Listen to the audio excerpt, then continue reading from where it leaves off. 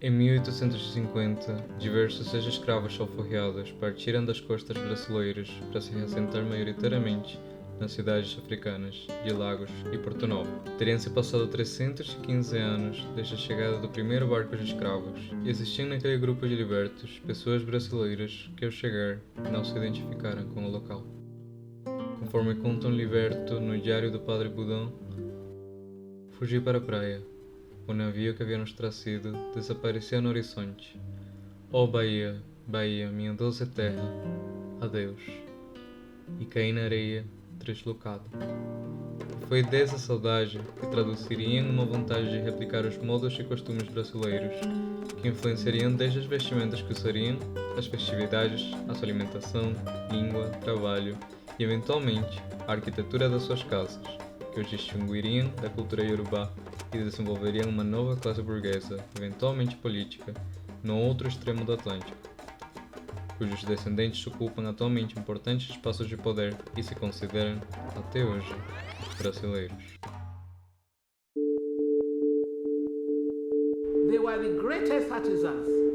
They were of very, very good character, honest and dependable. They were sort of the elites of the local society that time. A lot of their generations still exist in Lagos, and a lot of them are still quite influential people.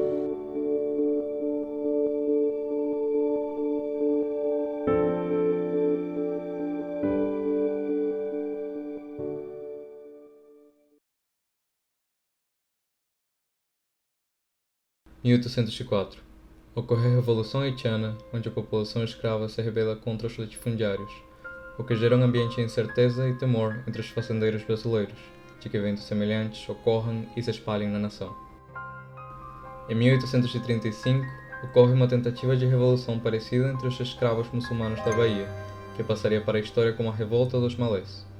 No mesmo ano, uma nova lei seria aprovada para reexportar africanos forros de qualquer sexo sob simples suspeita de promover, de algum modo, a insurreição dos escravos, e 150 libertos seriam deportados para a África, sem se importar de desembarcá-los em seus lugares de origem.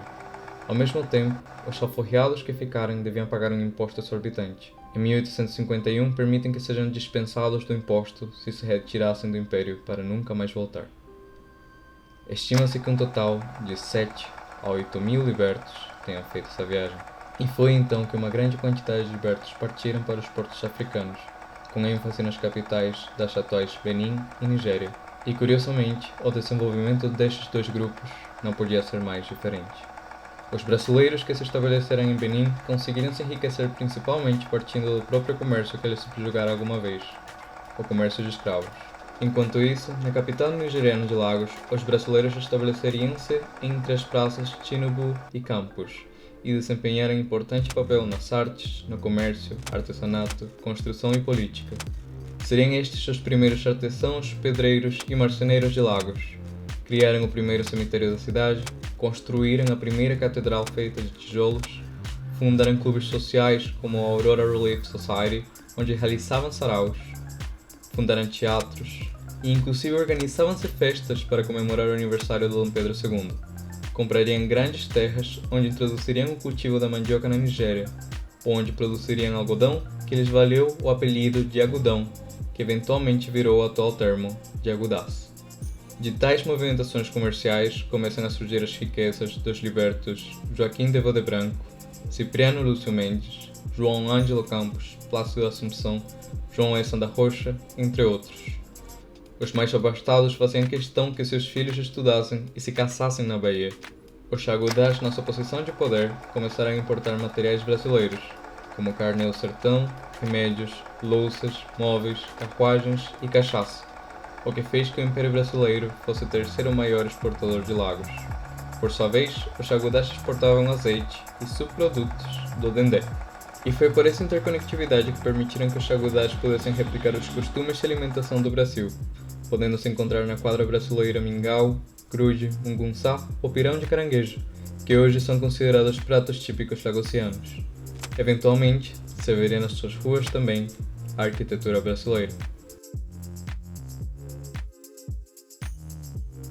Uma das inovações que os Chagudás levaram para Lagos e Porto Novo foi de adotar o conceito do sobrado brasileiro, introduzindo construções com mais de um andar, mas adaptaram-o também às realidades e características da arquitetura e cultura iorubá. Comparemos os dois modelos. O compound iorubá estava constituído por um único andar, paredes feitas de adobe que não permitiam ser construções muito resistentes. Não possuíam janelas nem ornamentações, possuía como entrada um pequeno acesso aberto que obrigava as pessoas a se abaixar para poder se adentrar.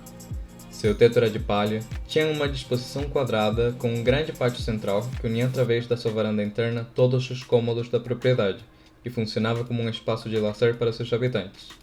Não precisava ter um padrão simétrico. Era habitado por famílias muito extensas e possuía uma função de refúgio e fortaleza. O sobrado urbano colonial brasileiro, que foi importado pelos Chagudás, possuía mais de um andar, paredes de tijolos, janelas posicionadas para facilitar a circulação de ar, ocasionalmente com venezianas para restringir a luz solar durante o dia. Possuíam ornamentações em menor ou maior quantidade, dependendo da riqueza do seu dono. Porta de madeira no centro da fachada, pé direito alto como método de airamento, teto de telha, maior diversidade de formas, mas preferência por formas quadradas também. Tem padrão simétrico, era habitado por núcleos familiares e possuía função de habitação e estética. O modelo das casas dos Chagudás, por sua vez, copiou em boa parte o brasileiro, mas tem 3 pontos de alterações relevantes.